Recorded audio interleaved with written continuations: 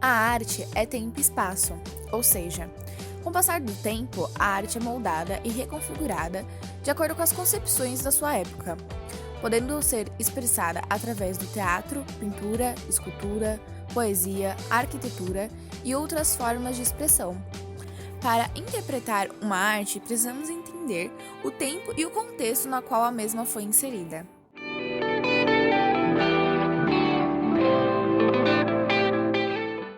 De todos os povos da antiguidade, os que apresentaram uma produção cultural mais livre foram os gregos, que valorizaram especialmente as ações humanas na certeza de que o homem era a criatura mais importante do universo, o antropocentrismo. A arte grega abarca todas as manifestações artísticas e revela a história, a estética e até a filosofia desta civilização. Os gregos acreditavam que a beleza estava na proporção e na simetria, e por isso suas obras eram norteadas por este princípio. A arte grega possui 4 períodos descritos em sua evolução. São eles o período geométrico, arcaico, clássico e o helenístico.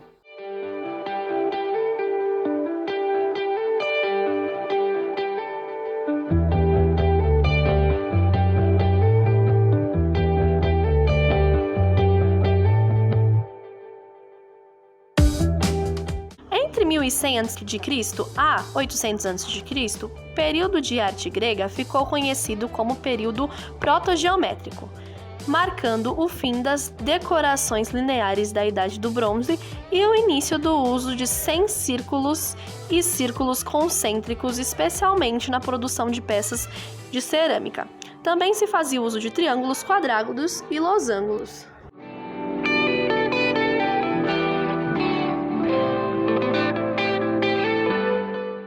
Nesse período, o uso de formas geométricas, especialmente na cerâmica, se estendeu bastante, em maior número na região de Ática, que englobavam as cidades de Atena, Eubéia e Argólida. As esculturas também eram feitas em formas geométricas, mas de maneira proposital e não por inabilidade do escultor. Além disso, é uma das características desse período realizar marcações nos vasos, como linhas circulando a peça e figuras de humanos e animais estilizadas, também em formato geométrico.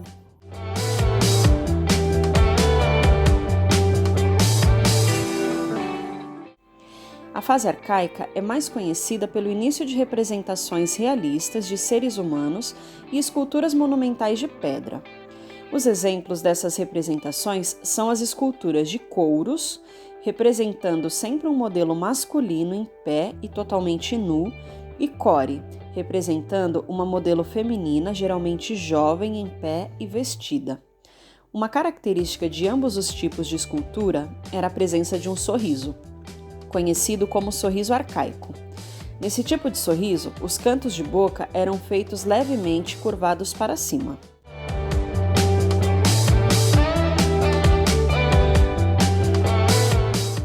Além dos templos construídos nesta época, as esculturas também se destacaram nesse período. Os gregos referenciavam a matemática, a racionalidade e a ordem, de modo que o realismo ganhou ainda mais força, com esculturas cada vez mais anatomicamente precisas e harmoniosas. As poses tornaram-se mais naturais, opondo-se a posições eretas do período arcaico. Os materiais mais utilizados eram o mármore e o bronze. Outra tradição rompida na escultura foi a de se representar a mulher sempre vestida. Um exemplo é a Afrodite do Cnido, que foi feita em 350 a.C., de Praxíteles.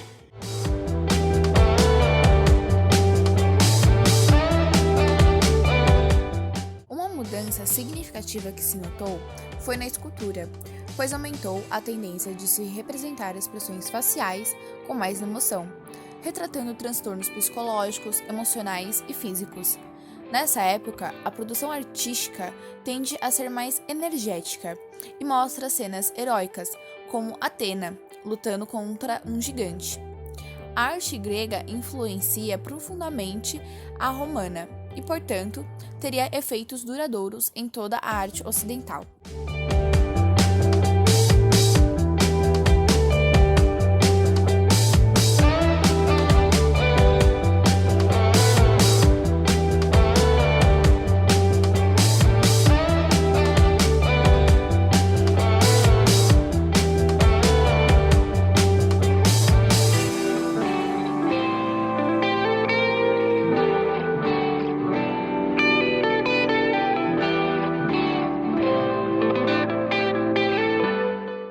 Para a arte grega, o homem era o ser mais importante e deveria ser retratado à sua imagem e semelhança. Esses conceitos artísticos são fundamentais e fazem parte da formação de artistas até os dias de hoje. Os gregos se destacaram especialmente na pintura, na arquitetura e na escultura. Vejamos agora algumas características. Podemos citar a simetria, a perfeição, as obras realizadas a partir de modelos vivos, o uso religioso, doméstico ou funerário e a valorização do ser humano.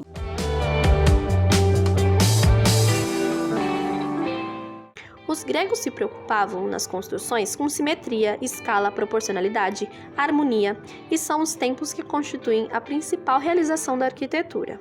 As colunas são as primeiras formas que marcaram o valor da proporção e dos estilos para a sociedade grega. Para que essas colunas fossem construídas, foi necessário utilizar o conhecimento matemático que já vinha se desenvolvendo na Grécia, como em outras sociedades do mundo antigo. Os principais materiais utilizados na arquitetura grega eram o tijolo, a madeira e posteriormente a pedra. Uma das formas de se estudar a arte grega é por meio dos formatos das colunas, que definem o estilo de cada uma delas.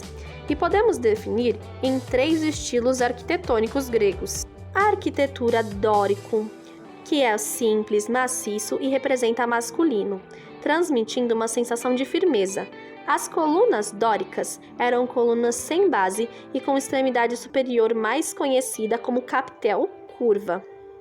O jônico, luxuoso, que representava o feminino, um estilo que transmitia leveza em função dos desenhos representados, principalmente nas colunas das construções. As colunas jônicas tinham as extremidades inferiores e superiores adornadas por 2 voltas. E o coríntio? O coríntio era rico em detalhes, se caracteriza por meio de um capitel, ornamento em volta de folhas de acanto.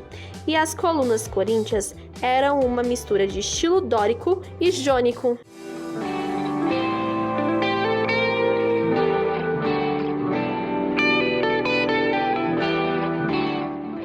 O teatro não nasceu como forma de representação de textos e peças teatrais. Ele era um local de homenagem e oferendas a Dionísio, deus do vinho e da fertilidade, que ocorriam durante as colheitas de uva, em forma de agradecimento. Em formato semicircular e de arena, o teatro grego era construído de forma que o público, em qualquer lugar que fosse, tivesse acesso à encenação que ocorria no palco localizado no centro. O teatro grego era composto por 2 gêneros, a tragédia e a comédia. A tragédia foi o primeiro gênero a se desenvolver e tratava de temas místicos e religiosos, buscando contar a vida e trajetória de heróis. Já as comédias utilizavam de recursos como a ironia, para promover críticas aos governantes e mesmo para abordar questões mais sensíveis, como relações de amor e família.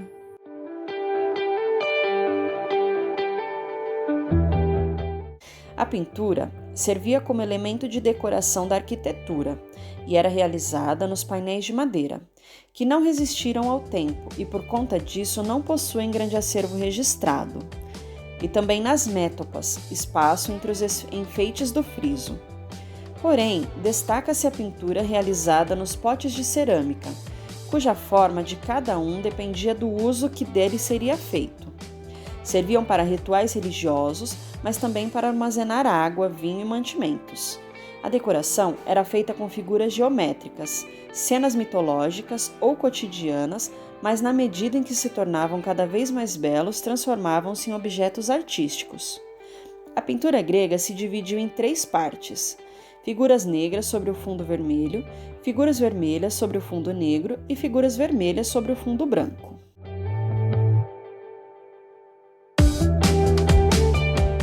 A pintura grega encontrou uma forma de realização na arte da cerâmica.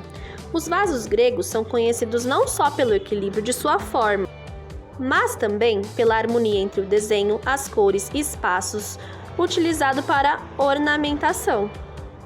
No começo, os desenhos eram simples, formas geométricas elementares que mais se destacavam na superfície. Com o passar do tempo, elas foram gradativamente se enriquecendo até adquirir volume. Surgiram então os primeiros desenhos de plantas e animais guarnecidos por adornos, chamados maandros. Numa etapa próxima, já no período arcaico, começou a ser incluída nos desenhos a figura humana, que representava o grafismo muito estilizado. Com a substituição do cinzel pelo pincel, os traçados se tornaram mais precisos e ricos em detalhes.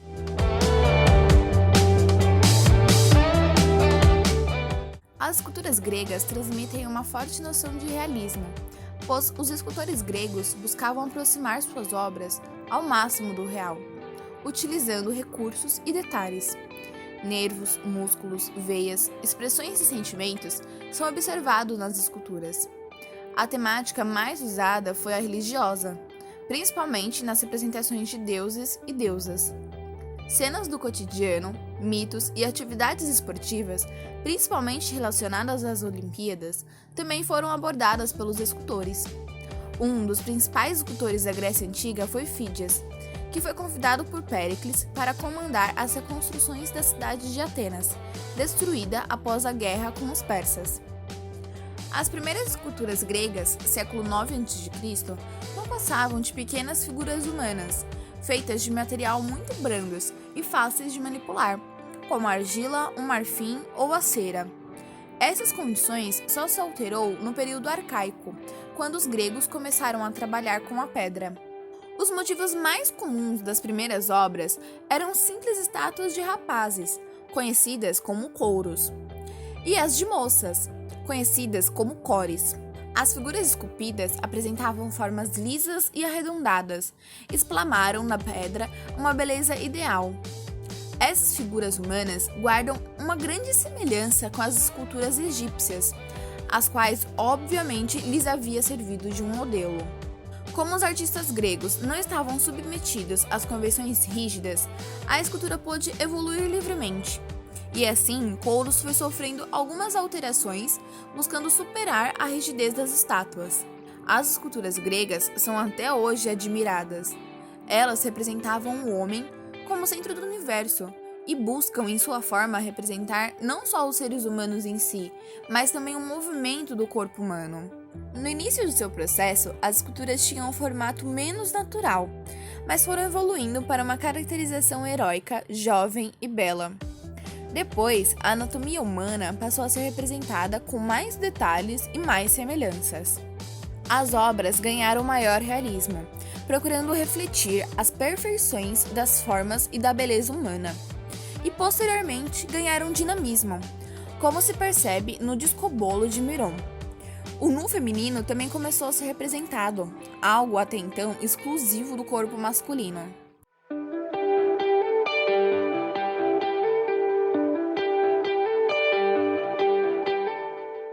Os principais pintores da Grécia Antiga foram Apelles, que foi pintor e escultor, nascido na cidade grega de Éfeso, em Jônia, mas as suas principais obras se perderam com o tempo. Ele é considerado um dos mais importantes pintores na Antiguidade Clássica. Escritores como Estrabão, Plínio e Ovídio fazem referências a Apelles e às suas qualidades artísticas. Brigos se destacou na pintura de cerâmica com figuras vermelhas. Eufronos foi outro importante pintor de cerâmicas da Grécia Antiga. Eséquias era pintor de vasos e cerâmicas e atuou em Atenas entre 545 a 530 a.C. Durídio foi outro pintor de cerâmicas, que atuou em Atenas entre 500 e 475 a.C. E Polignoto foi um pintor grego nascido na ilha de Tassos. Ele é considerado o primeiro pintor na Grécia Antiga a fazer encenações de figuras. Lísicos é considerado um dos mais importantes escultores da Grécia Antiga, principalmente do período helístico, do qual é considerado um dos precursores. Nasceu por volta de 390 a.C. na cidade grega de Cisión. Trabalhou com bronze na juventude. Sua obra é caracterizada pelo equilíbrio e simetria. Entre as suas obras podem se destacar Hermes atando as sandálias e o Cupido encordoando o arco. Apolônio de Trales viveu no século II a.C.